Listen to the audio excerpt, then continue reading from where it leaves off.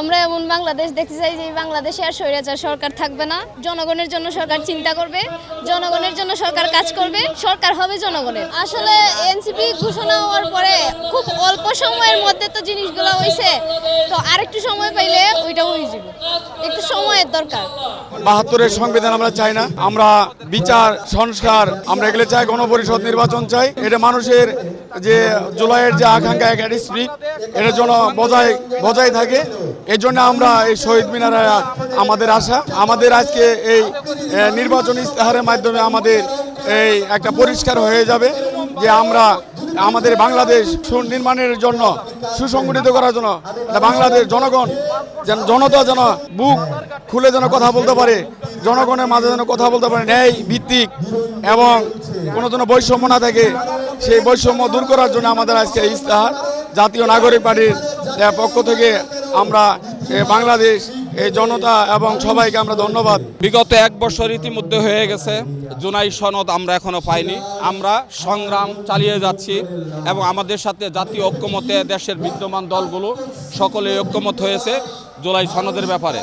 পরবর্তীতে সরকার কি করবে জানি না, তবে আমাদের জাতির একটাই আকাঙ্ক্ষা, এই বৈষম্য বিরোধী ছাত্র আন্দোলন, জনতার আন্দোলন যে আন্দোলন হয়েছে, এই আন্দোলনের মাধ্যমে আমরা যে সন্ত্রাসী এবং চাঁদাবাজের দল আওয়ামী লীগকে আমরা বিতাড়িত করেছি, এই দেশ থেকে হাজার হাজার কোটি টাকা লুপাট করেছে, গুম খুম হত্যা যারা করে এই দেশ থেকে বিতাড়িত হয়েছে, তাদের বিরুদ্ধে আমাদের সংগ্রাম চলতেই থাকবে। নতুন বাংলাদেশ বিনির্মাণের ক্ষেত্রে আমাদেরকে এই যুদ্ধ চালিয়ে যেতে হবে। আমরা আমাদের স্লোগানে বলি, আবু সাইদ মুগ্ধ, শেষ হয়নি যুদ্ধ। ব্যর্থতা বিষয় না, বিষয় হলো যুগের পর যুগ এগুলো দুর্নীতি করে গেছে। জুলাই ঘোষণাপত্রের মধ্যে আমরা যে জাতীয় নাগরিক এনসিপিটি, উনি তো নেই নীতি ইনসাফের কথা তারা দেশ গড়ার জন্য নতুন করে করছে। আমরা এনসিপির কাছে দাবি করব, আমরা ঘোষণাপত্র শোনার জন্য আসি, তারা নতুন বাংলাদেশ গড়বে। যারা পিছনে যত দুর্নীতিবাদ আছে, যত চাঁদাবাজ আছে, যত কিছু আছে, আল্লাহ এগুলো নির্মূল হবে আর কি। এটা জুলাই ঘোষণাপত্রের মধ্যে সবকিছু তো ইতিহাস থাকবে, সংবিধানও থাকবে। আমরা সংবিধানের পক্ষে এবং চাঁদাবাজের বিরুদ্ধে নতুন বাংলাদেশ গড়ার জন্য কিন্তু এগুলো লাগবে না। ন্যায় নীতি ইনসাফের বাংলাদেশ হয়। আমরা নাহিদ ভাইয়ের কাছে, সার্জিস আলম এবং হাসনাত আবদুল্লাহ ভাই, আবহাওয়া যারা আছে, কেন্দ্রীয় যারা আছে, সবার কাছে আমাদের কাছে দাবি আর কি। এটা আশা করি ওরা ওই বাংলাদেশ, নতুন বাংলাদেশের জন্য এই কাজগুলো করে যাবে আর কি। আমাদের প্রত্যাশা ছিল 1 বছরের মধ্যে এটা হয়ে যাবে, তো আমাদের প্রত্যাশাটা পূরণ হয়নি। তো ভালো কিছু দেরিতে হোক, কিন্তু হতে হবে।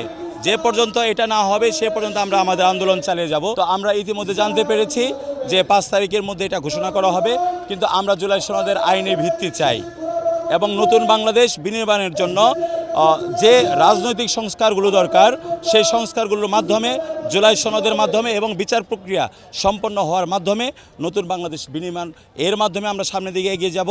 এটা হচ্ছে আমাদের এনসিপির আমাদের মূল কথা, মূল বার্তাটা। আমরা এই জুলাই সনদ যেটা, সেটা কোনো নির্বাচিত সরকার বাস্তবায়িত করবে আমরা এটা চাই না। এটা ইন্টারিম গভর্নমেন্ট যেটা আছে এর মধ্যে বাস্তবায়িত হয়ে এর উপর ভিত্তি করে নির্বাচন হতে হবে, আমাদের চাওয়া হচ্ছে এটা।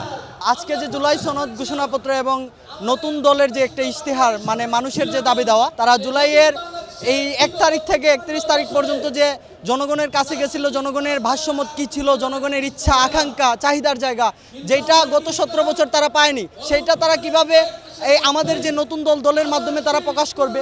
তো আমাদের চাওয়া থাকবে যে 1 বছর, গত এই জুলাই 2024-এর 3 আগস্টে 1 দফার দাবি দিয়ে আমাদের স্বৈরাচারকে আমরা 5 আগস্ট বিতাড়িত করছিলাম, কিন্তু 1 বছর হয়ে গেছে অলরেডি, কিন্তু এখন পর্যন্ত আমরা সংস্কার, বিচার বা কোনো ধরনের ঘোষণাপত্র পাই না।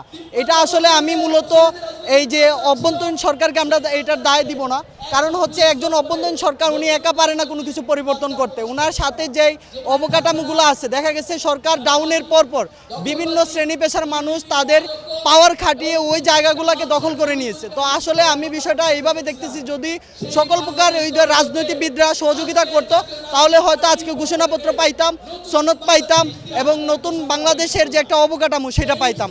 তো আসলে সব কিছু হচ্ছে আমাদের যে রাজনৈতিক যে বাকি দলগুলো প্লাস হচ্ছে অভ্যন্তরীণ সরকার, এই দায়ভারটা সবার নিতে হবে। একজন অভ্যন্তরীণ সরকারকে একা দায়টা দেওয়া যাবে না, দিতে হবে বাকি সব রাজনৈতিক দল সহ সবাইকে। আমরা চাই যাতে আমাদের 24-এ যে অনুপ্রেরণা নিয়ে আমাদের এই আন্দোলনটা হয়েছিল, সেই অনুপ্রেরণা এবং আমাদের যে জুলাই পদযাত্রা হয়েছে, সেই জুলাই পদযাত্রায় আমাদের নাহিদ ইসলাম সহ যারা কেন্দ্রীয় নেতৃবৃন্দ ছিল তারা মানুষের দ্বারা দ্বারা গেছে এবং সেইখানে মানুষের কথা তারা শুনছে, গণমানুষের কি দাবি এবং এই দাবিগুলো যাতে বাস্তবায়ন হয়। এবং আমরা একটা নতুন বাংলাদেশ চাই, যে বাংলাদেশে পরিবারতান্ত্রিক কোনো রাজনীতি থাকবে না এবং একজন জেলের ছেলে যাতে দলের প্রধান হতে পারে, একজন মজুরের ছেলে যাতে দলের প্রধান হতে পারে এবং সেখানে যাতে পরিবারতান্ত্রিক কোনো রাজনীতি থাকে না, সেরকম আমরা বাংলাদেশ চাই। আমাদের প্রত্যাশা অবশ্যই অনেক ভালো, অল্প সময়ের মধ্যে অনেক আমরা এগিয়ে গেছি এবং ভবিষ্যতে আমরা ইনশাল্লাহ সামনের দিকে আরও আগাবো, ইনশাল্লাহ ভালো দিকে আগাবো।